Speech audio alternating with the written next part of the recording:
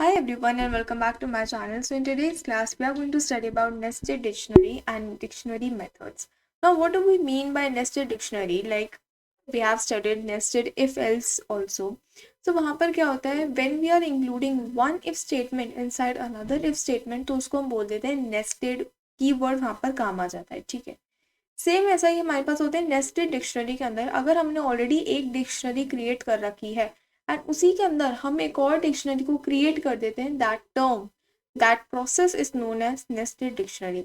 इसके अगर एक डेफिनेशन देखें so it would be if you want to make a nested dictionary then we can write any values as a dictionary. अब what do we mean by any values? तो यहाँ पर हमने एक डिक्शनरी 1 बना लिया जिसके अंदर हमने 3 कीज स्टोर करवाई, दैट इज नेम जिसकी वैल्यू हमने टोनी लिखी है, CGPA जिसकी वैल्यू हमने 9.5 लिखी है, एंड द थर्ड की इज सब्जेक्ट्स। अब सब्जेक्ट्स हमारे पास 3 से 4 सब्जेक्ट्स होते हैं, तो 3 से 4 सब्जेक्ट्स को हमने क्या करा है, हमने एक और डिक्शनरी बना दी है सब्जेक्ट्स नाम की। अब देखो यहाँ पर ये बात समझना कि हमारे पास सब्जेक्ट्स एक की की तरह भी काम कर रही है और एक डिक्शनरी की तरह भी काम कर रही है, क्योंकि इसकी जो वैल्यूज है वो हमने एज अ डिक्शनरी स्टोर करवाई है। वही सिंटैक्स है, यहाँ पर हम ओपनिंग ब्रेसेस लगाते हैं, then we are putting the double quotes and then उसकी भी जो वैल्यू है वो भी हम यहाँ पर स्टोर करवा रहे हैं। यहाँ पर English, physics, chemistry, all these 3 are the keys and these are their corresponding values, ठीक है। इसको एक बार हम कोड में कर देख लेते हैं। सबसे पहले यहाँ पर अपनी एक डिक्शनरी बना लेते हैं, डिक्शनरी 1, एंड इसके अंदर लेट्स से कि हम सबसे पहले तो नेम स्टोर करवा देते हैं, नेम टोनी ही रख देते हैं। नाउ मैं यहाँ पर CGPA का कॉलम हटा रही हूँ यहाँ से। सब्जेक्ट्स को हम यहाँ पर स्टोर करवाने वाले इन the form of a dictionary. अब यहाँ पर जब भी हम डिक्शनरी को सेव करवाना चाहते हैं तो उसके लिए यहाँ पर सबसे पहले हम वैल्यूज लिख लेते हैं, लेट्स से इंग्लिश, ओके। तो हमने यहाँ पर कॉमन ही लगाया, इसकी वजह से रेड मार्क्स आ रहे हैं, ओके। इंग्लिश की value let's say 97, then physics 90 and then chemistry let's say 99, okay. तो यहाँ पर अब क्या हुआ, ये हमारी एक डिक्शनरी है और ये डिक्शनरी एक और डिक्शनरी के अंदर हमने यहाँ पर स्टोर करवा रखी है, ठीक है। अगर इसको हमको प्रिंट करवाना है, लेट्स से हम प्रिंट करवा रहे हैं, सबसे पहले let's change the name, student ही कर देते हैं हम यहाँ पर, ओके। स्टूडेंट नाम की हमारे पास डिक्शनरी है। नाउ जब यहाँ पर हम प्रिंट करवाएंगे तो लेट्स से कि मुझे स्टूडेंट डिक्शनरी प्रिंट तो करवानी है, लेकिन इसके अंदर जो की है जिसका नाम क्या है सब्जेक्ट्स, मुझे वो वाली की को प्रिंट करवाना है और उसके अंदर भी मुझे क्या करना है, जो फिजिक्स है उसकी वैल्यू को यहाँ पर प्रिंट करवाना है। Let's run this file and let's see whether we are able to get our output or not, okay. So यहाँ पर क्या हुआ, सबसे पहले हमने स्टूडेंट डिक्शनरी को एक्सेस करा, स्टूडेंट के अंदर हमारे पास जो सब्जेक्ट्स की है हमने उसको एक्सेस करा, उस की के थ्रू हमने एक और की को एक्सेस करा, दैट इज फिजिक्स। तो सबसे पहले हम स्टूडेंट पे आए, उसके बाद हम सब्जेक्ट्स पे आए, उसके बाद हम फिजिक्स पे आए, एंड इसकी जो भी वैल्यू है वो यहाँ पर हमारे पास शो होकर आ गई है, ठीक है। नाउ लेट्स से कि अगर मैं यहाँ पर फिजिक्स नहीं लिखती तो सिर्फ यहाँ पर हम सब्जेक्ट्स को ही पास करें, इन दैट केस इसके अंदर जितनी भी वैल्यूज है as in the form of dictionary वो सारी की सारी हमारे पास शो अप हो जाएंगी, दैट इज इंग्लिश की वैल्यू 97, फिजिक्स की वैल्यू 90 एंड केमिस्ट्री की वैल्यू 99, ठीक है। नाउ लेट्स से कि मैं यहाँ पर क्या करना चाहती हूँ, फिजिक्स की जो वैल्यू है इसको मैं 90 से 95 करना चाहती हूँ, that is I want to update the value of physics. तो इसके लिए हम सिंपली सबसे पहले अपनी जो स्टूडेंट डिक्शनरी है उसको एक्सेस कर लेंगे, इसके बाद मुझे किसको एक्सेस करना पड़ेगा, सब्जेक्ट्स को एक्सेस करना पड़ेगा, उसी के थ्रू तो हम फिजिक्स तक पहुंचेंगे। इसके बाद मुझे किसको एक्सेस करना पड़ेगा, फिजिक्स को एक्सेस करना पड़ेगा। नाउ अब मैं बिल्कुल अंदर वाले लेवल पे आ चुकी हूँ, दैट मीन्स कि मैंने स्टूडेंट को भी एक्सेस कर लिया, मैंने सब्जेक्ट्स पे भी चल गई, अब मैं फिजिक्स पे हूँ। अब वहाँ पर मुझे क्या करना है, मुझे अपनी वैल्यू को करना है चेंज, दैट इज मुझे क्या करना है 95 करनी है अपनी वैल्यू को। नाउ हम वापस से इसको प्रिंट करवा देते हैं, इसको हम प्रिंट करवा देते हैं as a whole dictionary only. यहाँ पर हमारे पास क्या हुआ कि जो फिजिक्स की वैल्यू है वो अपडेट होकर आ गई है, दैट इज 95, ओके। और मैंने आपको लास्ट लेक्चर में ही ऑलरेडी बता दिया था कि डिक्शनरी के अंदर हम जो भी चेंजेस करते हैं वो परमानेंट चेंजेस होते हैं, we can't change them later on. या फिर ऐसा नहीं होगा कि सबसे पहले हमारी डिक्शनरी की कोई कॉपी बनेगी उसके अंदर चेंज होगा, ठीक है।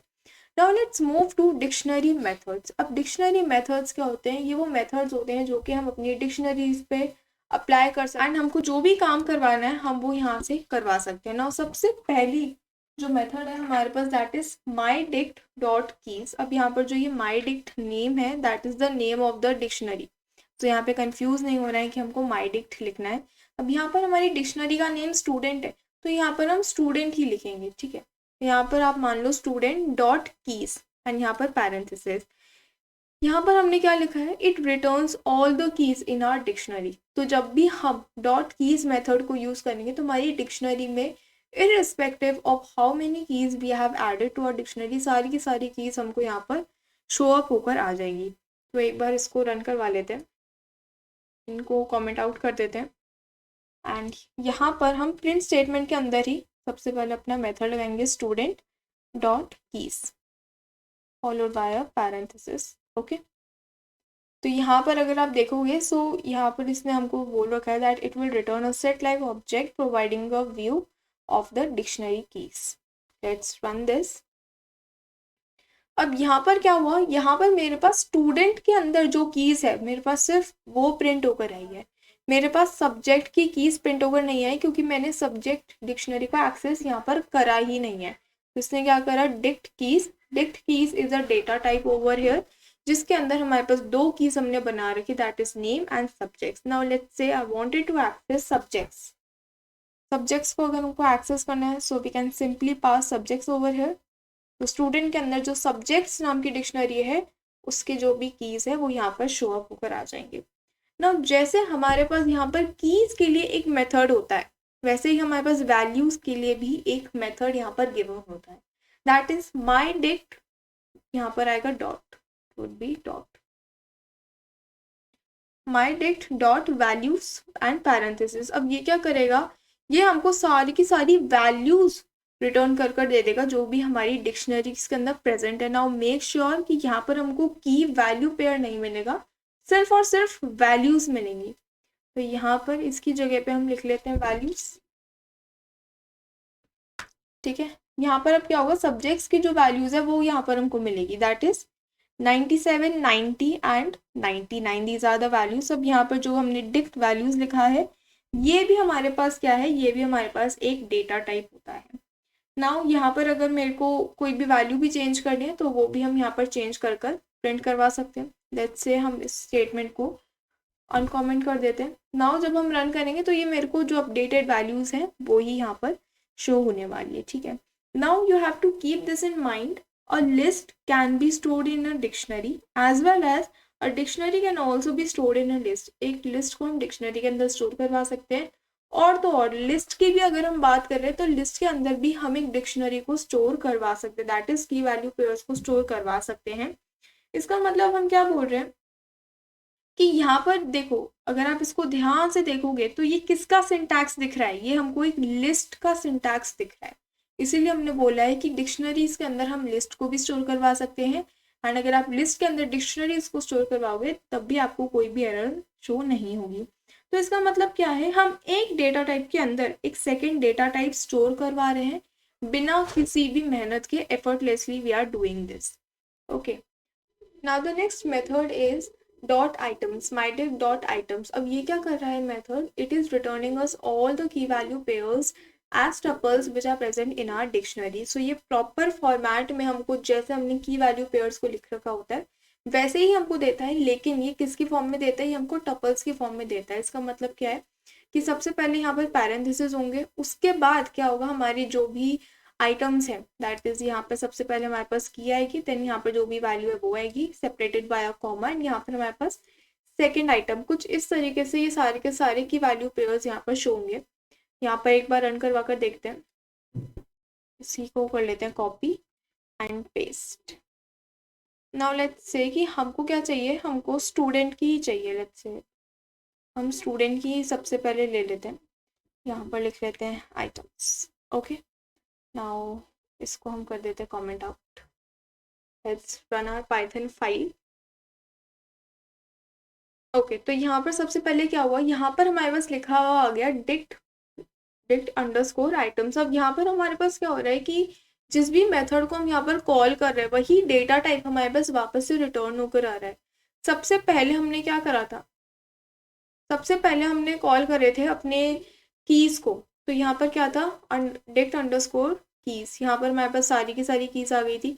जब हमने वैल्यूज करी तो हमारे पास यहाँ पे वैल्यूज रिटर्न होकर, now when we are printing items, तो यहाँ पर हमारे पास डिक्ट अंडरस्कोर आइटम्स प्रिंट होकर आया है, जिसके अंदर हमारे पास ये क्या है, ये हमारे पास एक टप्पल की तरह हमारे पास पूरा का पूरा यहाँ पर सेट आ चुका है।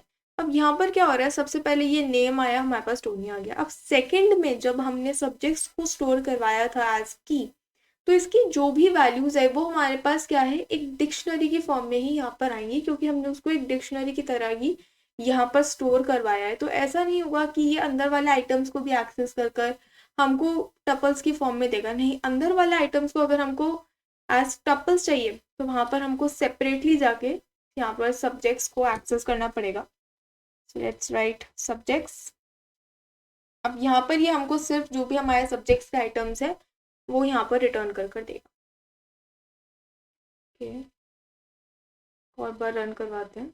यस, तो यहाँ पर क्या हुआ, सबसे पहले इंग्लिश की वैल्यू आ गई, देन फिजिक्स, देन केमिस्ट्री, ये सारे के सारे हमारे पास टपल्स की फॉर्म में यहाँ पर शो करवा दिए गए हैं। ठीक है, नाउ हमारे पास जो नेक्स्ट मेथड आता है that is known as mydict.get, and यहाँ पर हमको कोई एक स्पेसिफिक की यहाँ पर पास करनी होती है ना। ये जो mydict.get मेथड है ना, ये थोड़ा सा स्पेशल मेथड भी बोल सकते हो, और ये थोड़ा सा अलग मेथड भी है as compare to the other methods we have just studied right now.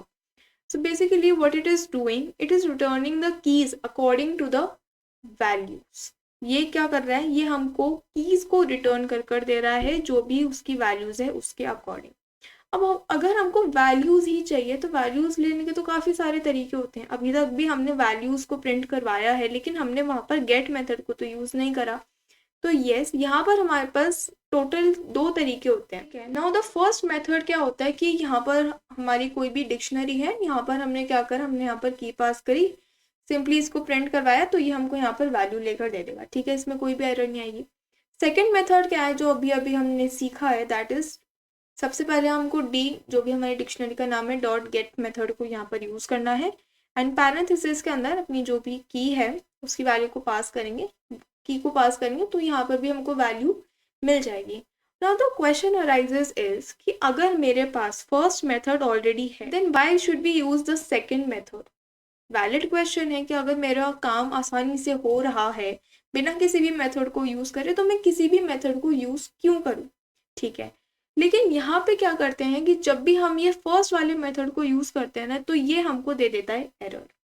Error कैसे देगा, नाउ लेट्स से कि हमारी जो डिक्शनरी है, हम अपनी डिक्शनरी के अंदर कोई ऐसी की को एक्सेस करवाना चाहते हैं जो कि हमारी डिक्शनरी के अंदर एग्जिस्ट ही नहीं करती है।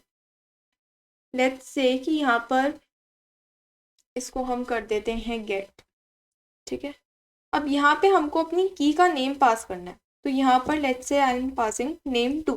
अब नेम 2 नाम की हमारे पास कोई भी की इस पर्टिकुलर डिक्शनरी के अंदर एग्जिस्ट नहीं करती है। अगर मैं ऐसा करूँगी, ओके, सबसे पहले हम गेट मेथड को हटा देते हैं, बिना गेट मेथड को यूज़ करें we have to do this. तो यहाँ पर क्या होगा, ये हमको एक एरर शो कर देगा। क्या एरर शो होगा कि जिस की को आप एक्सेस करवाना चाहते हो वो की आपने अभी तक अपनी डिक्शनरी के अंदर इंक्लूड नहीं से कि हम यहाँ पर क्या कर रहे हैं, हम स्टूडेंट डॉट गेट कर रहे हैं। स्टूडेंट डॉट गेट करके यहाँ पर हमको अपनी की पास करनी है, दैट इज नेम 2। सेम की हम लिख रहे हैं, कोई भी हम यहाँ पर डिफरेंस नहीं ले रहे हैं, सेम की यूज़ कर रहे हैं, बट यहाँ पर हमारे पास मेथड के थ्रू हम यहाँ पर यूज़ कर रहे हैं। क्या इसने हमको एरर थ्रो करी? नहीं, इसने हमको एरर थ्रो नहीं करी। क्या इसका मतलब ये है कि हमने नेम 2 नाम की एक की ऑलरेडी इंक्लूड कर दी, या फिर हम अगर हमने ऐसा लिखा तो क्या वो की ऑलरेडी इंक्लूड हो गई है? नहीं, ऐसा नहीं है। हमारी डिक्शनरी के अंदर अभी भी कोई भी नेम 2 नाम की एग्जिस्ट नहीं करती है, इसीलिए इसने हमको क्या रिटर्न कर दिया है, इसने हमको रिटर्न कर दिया है none.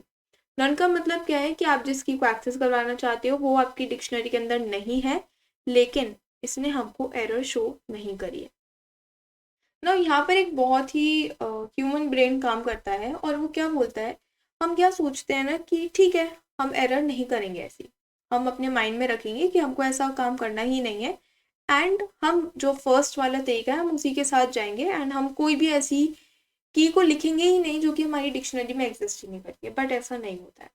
What happens is when we are dealing with a large amount of data, let's say कि अभी तो हमारे पास काफ़ी कम lines of code है, it's not even 15 LOC, right? Let's say we are working with 1000 LOC, we are working with 5k LOC, then what happens कि हो सकता है कि हमने अपने कोड के अंदर बहुत सारी डिक्शनरीज यूज़ करी हो with different keys and values. तो वहाँ पर ध्यान रखना थोड़ा सा डिफिकल्ट हो जाता है कि हमने कौन सी डिक्शनरी के अंदर कौन सी की इंक्लूड कर रखी है. सो क्योंकि यहाँ पर अगर हम नेम 1 लिखेंगे या नेम 2 लिखेंगे, both the keys are different from each other, तो यहाँ पर हमको ये नहीं पता चल पाता that exactly which keys are present in our existing dictionary which we want to access right now. ठीक है, तो इस केस में क्या होता है, हमारा जो कोड है वो रुक जाता है, हमको मिल जाती है एरर. नाउ लेट्स से कि यहाँ पर हम जो फर्स्ट मेथड है उसी को यूज़ कर रहे हैं, हम गेट मेथड को यहाँ पर यूज़ नहीं कर रहे हैं एंड अपने पैरेंथेसिस ही यहाँ पर इंक्लूड कर देते हैं. ठीक है, ओके, तो यहाँ पर हमने इनको इंक्लूड कर दिया. नाउ लेट्स से कि मैंने जब डिक्शनरी की किसी भी की को एक्सेस करा तो उसके बाद मुझे कुछ स्टेटमेंट्स हैं जो कि प्रिंट करवाने हैं. Let's say these are the statements. I want to print after this dictionary is executed. तो क्या ये प्रिंट होकर आएगा हमारे पास? नहीं प्रिंट हुआ. क्यों नहीं प्रिंट हुआ? क्योंकि एरर तो यही मिल गई. अब इसके बाद चाहे मैंने कितना ही कोड क्यों ना लिख रखा हो, no matter how many lines I have written, अगर मेरे को 5th लाइन में ही एरर आ गई तो मैं कभी भी 500th लाइन तक पहुंच नहीं पाऊंगी. इट्स वेरी ऑब्वियस, क्योंकि हमको पहली एरर मिल चुकी है. लेकिन अगर यहाँ पर हम गेट मेथड को यूज़ करेंगे, गेट मेथड को यूज़ करके यहाँ इसके अंदर हम नेम 2 को पास करें, तो यहाँ पर क्या हुआ, सबसे पहले इसने हमको इस लाइन का तो जो हमारे पास आउटपुट आया दैट इज नन, क्योंकि नेम 2 नाम की कोई की है ही नहीं. लेकिन इसने क्या करा, इसने इस पर्टिकुलर लाइन के बाद का जो एग्जीक्यूशन है वो रोका नहीं है. इसके बाद का जो कोड है वो पूरा का पूरा कोड यहाँ पर एग्जीक्यूट हुआ है. सो इसीलिए क्या होता है कि जब भी हम वेबसाइट्स पे काम कर रहे होते हैं, जब भी हम बैक एंड पे कोड लिख रहे होते हैं, सो कई बार ऐसा होता है कि हम अपनी डिक्शनरीज लिख रहे हैं लेकिन हमने जो की लिखी है वो गलत है, या फिर हो सकता है कि स्पेलिंग एरर आ जाए, हमारी की का मतलब ही चेंज हो जाए. तो ये इंटरप्रेटर क्या शो करेगा हमको कि आप जिस भी की को एक्सेस करना चाहते हो वो तो आपके में एक्सेस करती ही नहीं है, एग्जिस्ट ही नहीं करती है. So how can you access it? तो उस केस के अंदर हमारे पास एरर शो नहीं हो तो उसके लिए हम बेसिकली गेट मेथड को यूज़ करते हैं, क्योंकि अगर एरर हमको शो हो गई तो हमारे वेबसाइट क्रैश होने के काफ़ी ज़्यादा चांसेस हो जाते हैं. तो ऐसा नहीं होना चाहिए. लेट्स से कि ये मेरी वेबसाइट है एंड इसके कुछ 4-5 मॉड्यूल्स हैं. ठीक है, दीज आर द 5 मॉड्यूल्स. अब मेरे पास ऐसा नहीं होना चाहिए कि कोड में सबसे पहला मॉड्यूल मैंने ये लिखा तो इसकी एरर की वजह से सारे के सारे मॉड्यूल्स ने काम करना बंद कर दिया. नहीं, ऐसा नहीं होना चाहिए. This is not a sign of a good coder. तो हमको क्या करना है, good developer in fact. So what we have to do, हमको जहाँ पर भी हो सके हमको मेथड्स यूज़ करने हैं. मेथड्स यूज़ करने के अपने ही एडवांटेजेस होते हैं. अगर यहाँ पर हम गेट मेथड को यूज़ करके कोई भी की को एक्सेस करेंगे जो कि डिक्शनरी में एग्जिस्ट नहीं करती है, तब भी हमारे जितने भी मॉड्यूल्स है वो सही से काम करेंगे अगर हमने इस पर्टिकुलर लाइन के बाद ही इन सारे मॉड्यूल्स को एग्जीक्यूट करा है तब भी.